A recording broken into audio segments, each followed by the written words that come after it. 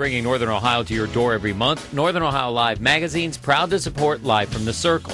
Dining, theater, basically all that's unique to our region can be found on NorthernOhioLive.com. Arts, culture, and living. Northern Ohio Live.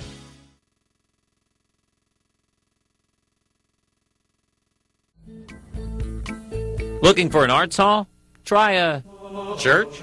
I was driving by, going to work, and I never go down 33rd Street. They were taking things out of the building. So I went in and I asked the movers if they were selling anything, and they said, yeah, the building. Do you want to buy it? So in 2001, Bonco became the proud owner of the 100-year-old building, with a vision of the ready-to-be-demolished church as an arts center.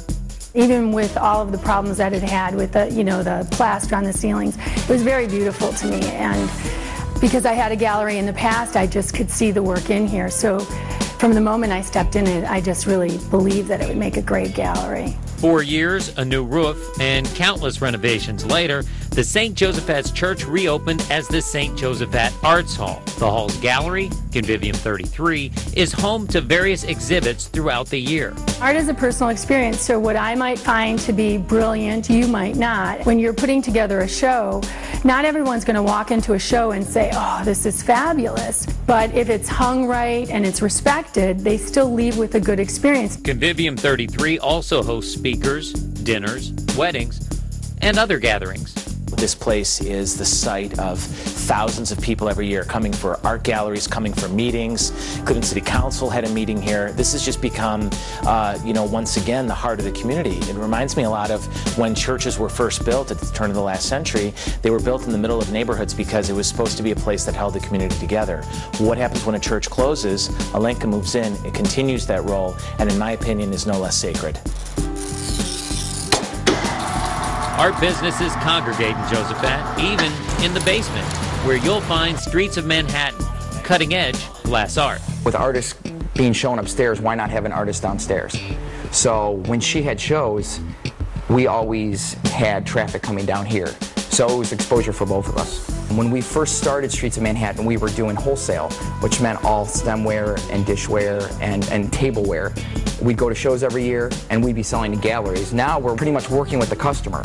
We're not working with a gallery. We're working directly with the customer with big installations and donor recognition. Streeter and Kathleen Manhattan create the Rainmaker Award. We kind of went off of last year's invitation. Every year it was a different color. Last year's was green, purple, different shades of purple and green. I started with a clear piece and started with a clear piece of glass with a stencil under it, which was their invitation. And what I did was, it's more of a thought process of how you want to do it. You pretty much kind of cut glass, form it on the clear piece, and you kind of visualize it in your head. And every piece, we did 10 last year, and every piece is different. I mean, they're all the same, but they're different. Sometimes I think I came from a different planet where people, they're specialists at making things out of garbage and junk, PJ isn't kidding. Not about the alien stuff, but the making things out of garbage part. Doran makes recycled furniture and art out of, well, what you throw out. 1:30 in the morning, I'm taking out the trash, I toss in the dumpster, I'm going to hit you in the head. You might. You might. As a matter of fact, I've been found rooting around in people's dumpsters at all times, afternoon, night, and I've been chased away. My argument is that you're just throwing this stuff away. Why not let me take it and make something out of it? BJ started making furniture because he couldn't afford to buy the pieces he wanted. From that grew a business. Now, Doran can afford the new material, but sticks with the old.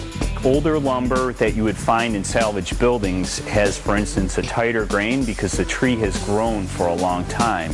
So it's actually a stronger piece of lumber, and also the exposure that it's had to the elements has seasoned it, whereas a new piece of lumber would actually tend to twist and warp a lot easier. PJ used to create out of Josephat, but eventually needed more space. Still, for Doran, there's no place like St. Clair Superior.